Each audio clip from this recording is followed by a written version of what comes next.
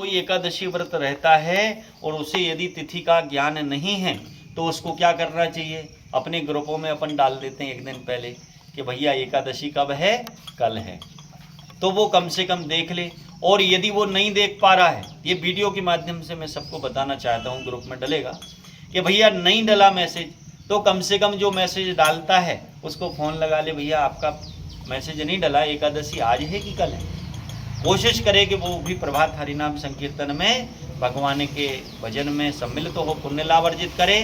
नहीं तो एकादशी रहता है तो कम से कम शुद्ध तिथि रहे। अब शुद्ध तिथि क्या होती है? शुद्ध तिथि मतलब सूर्योदय के 1 घंटा 36 मिनट पहले यदि एकादशी है 11 से, या विशुद्ध एकादशी के साथ या फिर द्वादशी है, तो भी हमारे लिए वो 11 का व्रत पूर्ण शुद्ध है। मतलब इसको कहते हैं, एक तिथि होती है संपूर्णा और एक तिथि होती है स्मार्ता। तो संपूर्णा तिथि जो है वैष्णव नाम रहते हैं, चाहे कि अरुणोदय में द्वादशी आ गई और सूर्योदय से त्रयोदशी लग गई, तब भी संपूर्णा तिथि कौन सी मानी जाएगी? जो अरुणोदय एकादशी के दूसरे दिन की अपन ले रहे हैं। जैसे आज 14 तारीख है, इसमें मालूम है आपको एकादशी नहीं है, सुबह अरुणोदय में द्वादशी है और जैसे ही सूर्योदय हो रहा है त्रयोदशी प्रारंभ होने जा रही है। कई लोग ऐसा मानते हैं कि पारण जो है द्वादशी में ही करना चाहिए। वो अब देखो, पारण की जो वो है धारणा, उसको हम पूरा बताएंगे।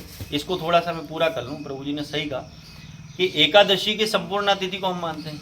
अब बात आती है कि जब हम संपूर्ण तिथि एकादशी को ही मानते हैं तो व्रत हमें पूरा करना पड़ेगा उस दिन। जब व्रत करेंगे तब तो पारण की बात आएगी, उसके पहले तो नहीं आएगी। अब वो हो सकता है कि त्रयोदशी में जा रहा है पारण, मगर हमारे वैष्णव जन जो गुरुजन हमें बताते हैं कि आपको फिर 3 तिथियों का लाभ मिल गया, 11, द्वादशी और त्रयोदशी। कई बार हम लोगों की एकादशी का नाम भी ऐसा होता है, त्रिशप्रशा महाद्वादशी। 3 तिथियों का संगम है और उन तिथियों में आप व्रत रहते हो तो 3 तिथियों का संगम होने से आपको व्रत का प्रभाव और बढ़ के मिलता है। अब बात आती है कि जब व्रत पूर्ण होगा तभी तो पारण होगा। तो व्रत हमने आज पूर्ण किया तो पारण की विधि भी उतना ही महत्व रखती है जितना कि व्रत करने की।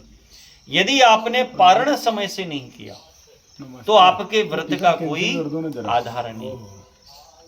और आपने देखा होगा हमारा जो संदेश डलता है उसमें पारण भी लिखा रहता है कि कब। जैसे आज का जो व्रत का पारण है, मतलब आज की तिथि का कल जब पारण करेंगे तो सूर्योदय के पश्चात 9:28 के पूर्व, कई पांचांग में 9:16 के पूर्व बता रहे हैं।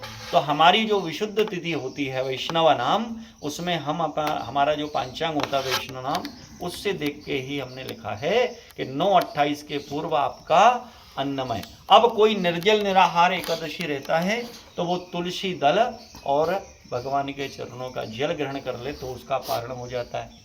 कोई फलाहार से रहता है तो उसे अन्नमय वस्तु ही 9:28 के पूर्व ग्रहण करना, भगवान को आरोगे और उसके बाद स्वयं पाए।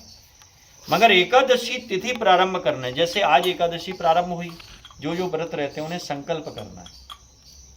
संकल्प करना है कि हे प्रभु हमें ऐसी शक्ति प्रदान करें कि हम आपका एकादशी व्रत जो है पूर्ण श्रद्धा के साथ, पूर्ण नियम के साथ रखें। अब नियम क्या है?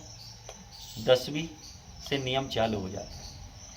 10वीं तिथि मतलब जिस दिन आपका व्रत है उसके एक दिन पहले की जो तिथि है, उस तिथि में आपको एकासना रहना है। एकासना मतलब एक टाइम भोजन। कब? सुबह टाइम में, और फिर शाम को आपका पेय, दूध वगैरह, जूस वगैरह आपको लेना है, ले सकते हो। बाकी एकासना, अन्न एक बार किया हमने 10वीं पे। फिर हम आगे कहाँ? एकादशी। एकादशी पूर्ण